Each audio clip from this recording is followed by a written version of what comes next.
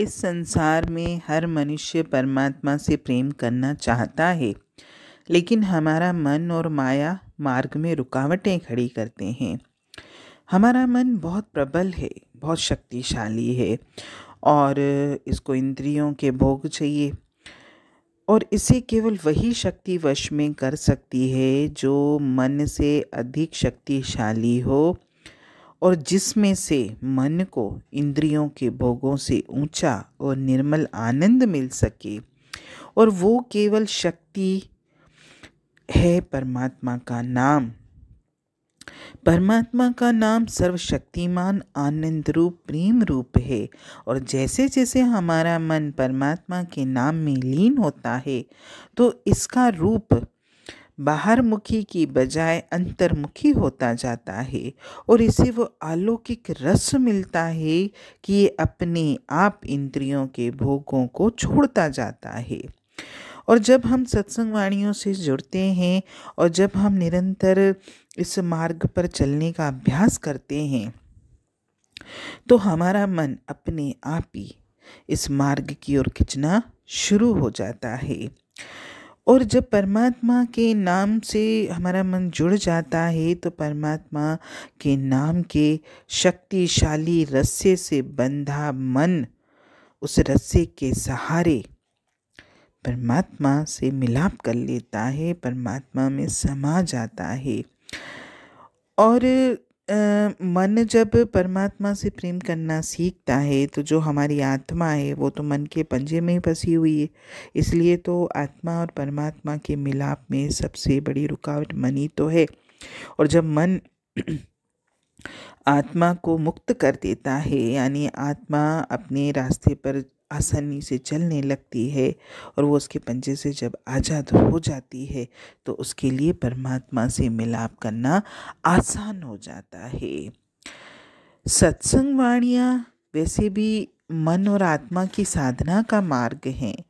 सत्संग वाणियों में कभी भी शरीर या इंद्रियों के दमन के लिए नहीं कहा जाता, बल्कि अपने मन को आत्मा को साधने के लिए कहा जाता है। वैसे भी बीज रूप में हर आत्मा में परमात्मा का प्रेम विद्यमान है, पर मन माया और कर्मों के प्रभाव के कारण ही हमारा ये प्रेम दब गया है। और जब हम चाहते हैं कि हमारा ये दबा हुआ प्रेम जागृत हो तो वो केवल परमात्मा की भक्ति से ही जागेगा।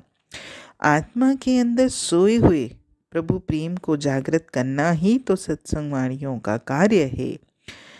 संसार का प्रेम आत्मा को संसार से बांधता है और परमात्मा का प्रेम इसे वापस परमात्मा से मिला देता है। और सत्संग हमारे इस सोए हुए प्रेम को जागृत करने में हमारी सहायता करते हैं। जब हमारी आत्मा बाहर संसार से हटके अंतर में परमात्मा के नाम से जुड़ने लगती है और स्थिर होने लगती है, क्योंकि सत्संग वाणियों में हमें अपने मन को एकाग्र और स्थिर करना ही तो सिखाया जाता है। और मन के संग में आत्मा उसके पंजे में जब फंसी हुई है तो छटपटा रही है, तो जब हमारा मन स्थिर होगा ना तो आत्मा भी शांत होगी हमारी। और जब हमारी आत्मा एकाग्र हो जाती है, स्थिर हो जाती है, तो वो अपने आप हम अंदर से जो वो परमात्मा के नाम की आवाज़ आ रही है हमको वो जो प्रकाश उस ज्योति के जो दर्शन होने लगते हैं। क्योंकि देखिए, अंतर की आवाज़ सुनना और अंदर उस ज्योति के दर्शन करना तो तभी संभव है जब मेरा मन स्थिरता में हो, एकाग्रता में हो। और जब मेरा मन इस संसार से हटे, अगर हम ये सोचेंगे कि हम संसार की भीड़ लेके बैठे हैं अपने अंतर में और हम स्थिर नहीं हैं, हमारे अंदर ये शांति और अस्थिरता है, तो हम उस परम धुन को कभी भी सुन नहीं पाएंगे, उस परम ज्योति के दर्शन भी नहीं कर पाएंगे। जब आत्मा हमारा इस ध्वनि से मतलब इस ध्वनि की आवाज़ सुनना शुरू करती है और जब वो इस प्रकाश को देखना शुरू करती है तो धीरे धीरे हम अपने आप ही इस संसार से विरक्त होने लगते हैं। और इसी को ही तो सच्चा शब्द, सच्ची वाणी, सच्चा नाम जो भी आप बोला जाता है।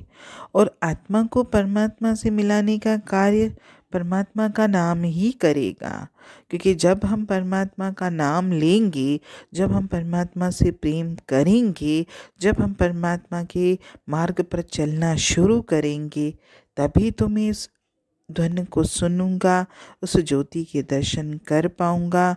और यही हमको सत्संग वाणियों से मार्ग मिलता है। हरिओम।